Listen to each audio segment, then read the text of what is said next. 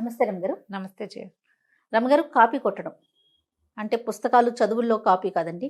వ్యక్తుల్ని, వారు చెప్పే విధానాల్ని, వారు అనుసరించే పద్ధతుల్ని కాపీ కొట్టడం కరెక్టేనా? కాపీ కొట్టడం అంటే ఎవరు వాళ్ళు ఏం చేస్తున్నారో చూసి మనం కూడా అలాగే చేయటం కదా. దీన్ని మనం కాపీగా అనుకోకూడదు, అనుసరించడం అనుకరించడం అనొచ్చు.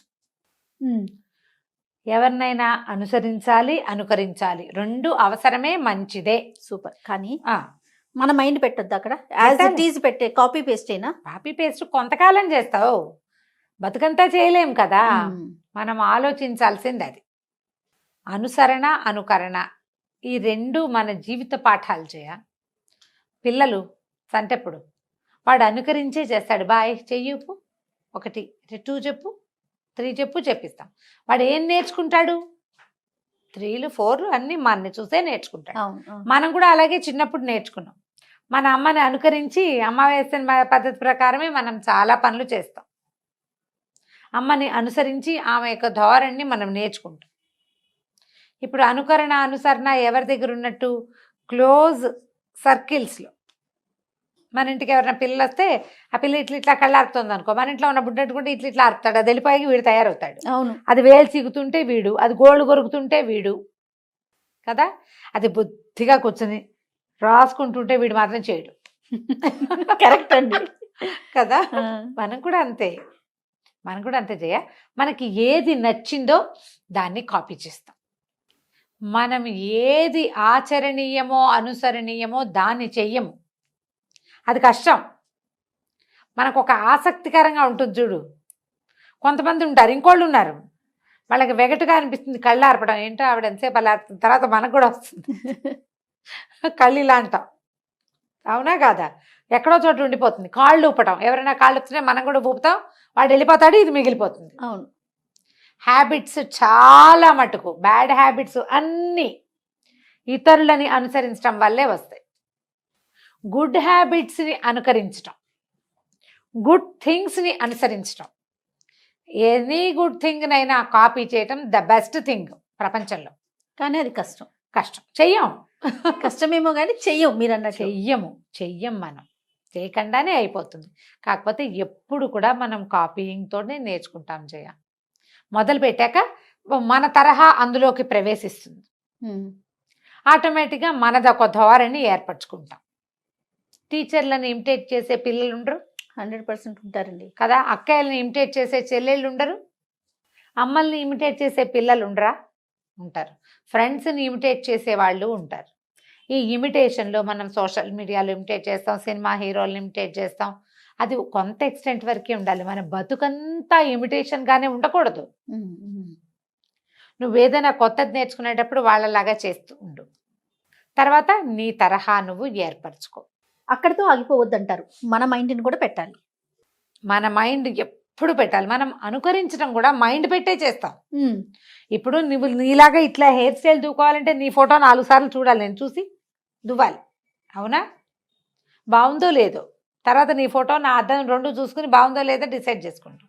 అప్పుడు ఇలా ఉంటే నాకు బాగోలేదు, ఇలా ఎలాగో ఉంటే బాగుంటుంది అని నాకు అర్థం అవుతుంది. అవును. బ్రెయిన్ వాడితే పాయింట్. అంతే తప్ప ఇందాక నేను అన్నట్లుగా కాపీ పేస్ట్కి అసలు ఒక్కర్లేదు రమ్మగారు. బ్రెయిన్ అక్కర్లా. అదే కదా. మీ బ్రెయిన్ వాడండి అని చెప్పడం కోసమే ఇంత ఉపోద్ఘాతం చెప్తున్నాం. సొంత బ్రెయిన్ వాడాలి. కాపీ పేస్ట్ చేయడానికి సొంత బ్రెయిన్కి ఏమీ లేదు కదా. కాపీ పేస్ట్ నేర్చుకుంటే చాలు. మనం అవును, తలకాయ ఎలా దూకోవాలో నేర్చుకుంటే చాలు. మీ మొహానికి సూట్ అవుతుందా లేదా అనేది డిసైడ్ ఆన్ యువర్ ఓన్ కదా. You have to decide on your own. ఆ ఓన్ ఎప్పుడు వస్తుంది? నువ్వంటూ ఒకటి ఉంటే అక్కడ, నీ బతుకంతా ఎవరినైనా చూసి చేస్తుంటే కాదు. అప్పుడు అసలు మనకు ఓన్ స్టైల్ ఏది? మన ఓన్ ఐడెంటిటీ ఉండదు కదా. ఉండదు. నువ్వు ఎప్పుడు ఎవరిలాగానో ఉంటూ ఉంటావు. ఎంతసేపు నీలాగా నువ్వు ఉండు. నీలాగా నువ్వు ఉండగలవా అసలు? అది ఆలోచించ. అది లైఫ్ చేంజింగ్ హ్యాక్స్లో ఇది ఒక పార్ట్. ఎలా రమ్మగారు ప్రాక్టీస్ చేయటమేనా? ఖచ్చితంగా జయ. మనము ఎప్పుడు కూడా వ్యక్తులు నేను ఇంతే, నాకు ఇలాగే వచ్చు అని చెప్తాం. అవునండి. కానీ నేను ఇంతేనని చెప్పటానికి నోరే తప్ప ఇది ఉందా లేదా లోపల ఉండాలి. నువ్వు కూడా నీకేదైనా నచ్చితే దానిలాగా చేంజ్ చేస్తావు. అప్పుడు నేను ఇంతే ఎలా కుదిరింది కదా.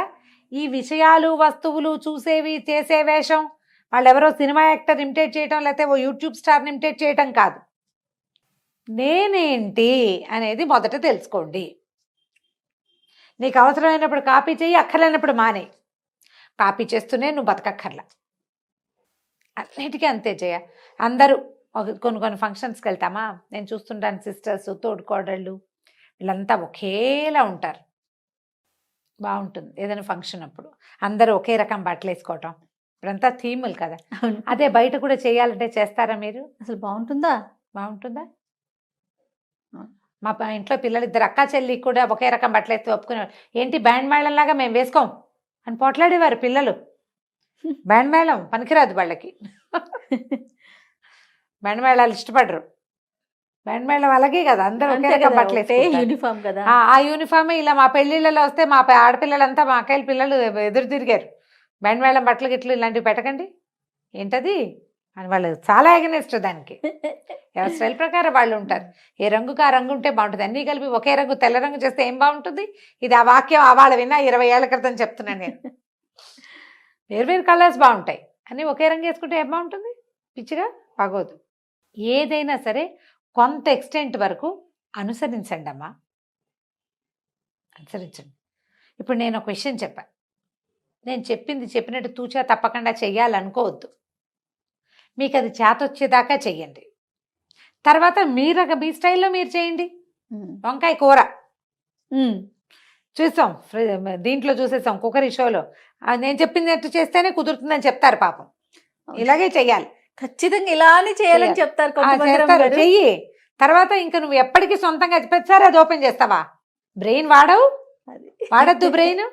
బ్రెయిన్ వాడండి. ఐడియాలజీ సొంతంగా చేసుకోండి.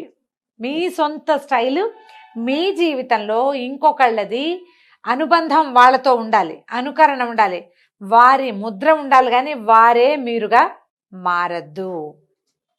ముద్రలు క్రమంగా పాతబడాలి. మనల్ని చూసి కొంతమంది అనుకరించేలాగా మనం తయారవ్వాలి కదా. అవ్వాలి, లేకపోతే నీది నువ్వే. నిన్నెవరు అనుసరించద్దు, నువ్వెవరిని అనుకరించద్దు. అంతే, నీది నీకే.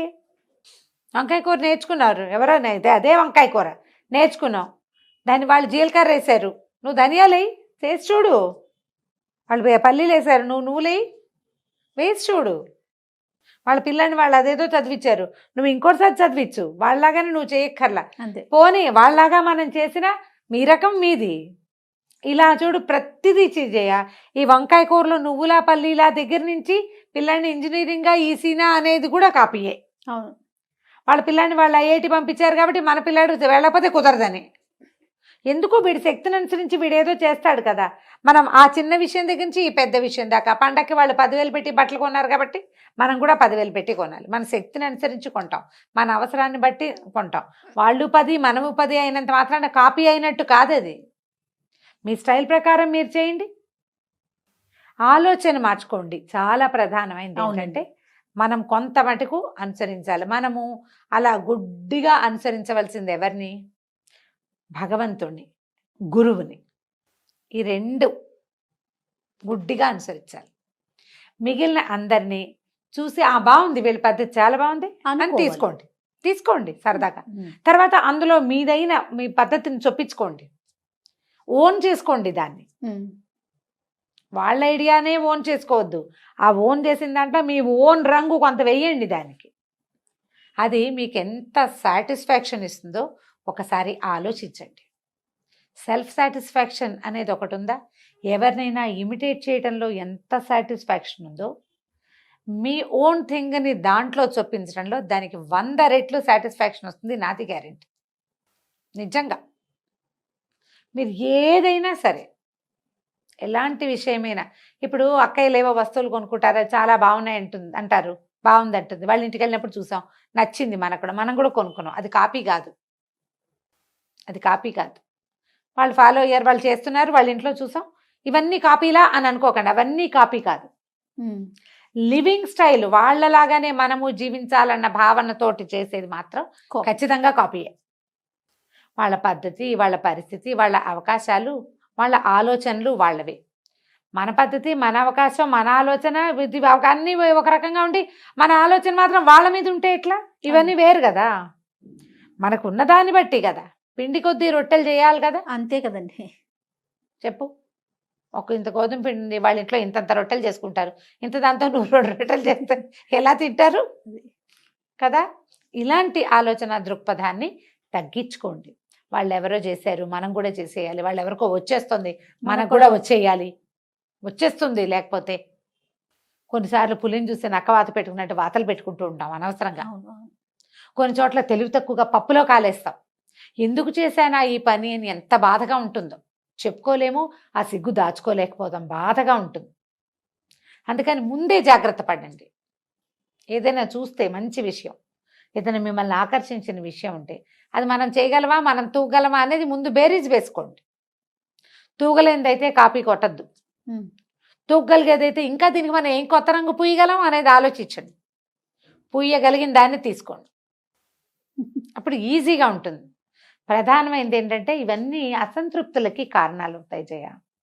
మనం ఈ కాపీయింగ్ మెథడ్స్ ఇలాంటివి ఏంటంటే ఎవరినైనా చూసి వాళ్ళనే అనుకరించి వాళ్ళనే అనుసరించి ఉంటే మనకు ఒక లోపల ఆత్మ ఒక ప్రత్యేకత కలిగి ఉంటుంది.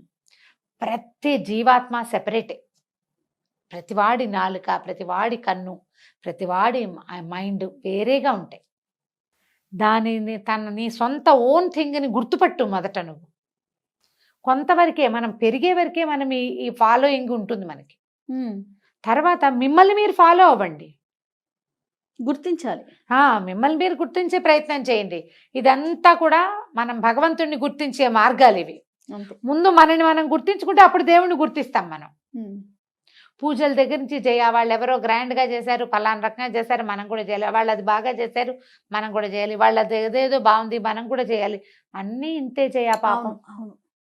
ఓన్గా చేసుకోలేకపోతారు, ఆ పద్ధతిని కూడా ఫాలో అవ్వరు పాపం, తెలుసుకోలేకపోతారు జయ. ఎందుకంటే ఇలా ఆత్మ ప్రచోదనం కుదరదు కదా, కుదరక బాధపడుతూ ఉంటారు. మేము స్టార్ట్ చేసాం, మాకు కుదరలేదు, వాళ్ళకి కుదిరింది అంటే వాళ్ళ మీద ఈర్ష్య, అసూయ వస్తాయి. అవును, సెల్ఫ్ డిస్సాటిస్ఫాక్షన్ వస్తుంది. దాని ద్వారా బాధ, ఒత్తిడి. అందులోకి పోవద్దు. కొన్ని కాపీ కొట్టండి. కాపీ కొట్టిన ప్రతి పుస్తకానికి ఒక రంగు వేయండి కొత్తది. ఆ రంగు మీ సొంత రంగు కావాలి. ఇలా ట్రై చేసి చూడండి, జీవితం ఎంత బాగుంటుందో. రియల్లీ అండి. నమస్తే రమ్మ గారు. నమస్తే.